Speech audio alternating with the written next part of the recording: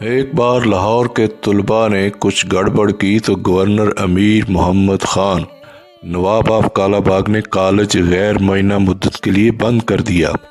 جب کالج بند ہوئے بہت دن ہو گئے تو ایوب خان نے مجھے لاہور بھیجا کہ میں کوشش کر کے نواب صاحب کو کالج کھولنے پر آمادہ کروں۔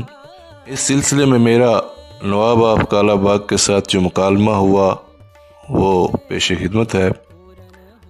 میں نواب صاحب، صدر ایوب خان اس بات پر فکر مند ہے کہ لاہور کے کالج بند ہوئے کافی عرصہ گزر گیا ہے۔ نواب صاحب: مجھے اس بات پر حیرت ہے کہ صدر محترم کو کالج بند رہنے کی فکر کیوں کھائی جا رہی ہے۔ میرے خیال میں انہیں یہ فکر ہے کہ طلباء کی پڑھائی کا حرج ہو رہا ہے۔ پڑھائی کے حرج سے کیا ہوگا؟ تعلیم کا وقت ضائع ہوگا۔ وقت ضائع ہونے سے کیا ہوگا؟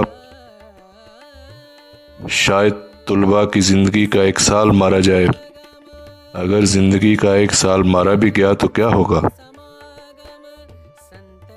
اس احمقانہ سوال کا میرے پاس کوئی جواب نہ تھا۔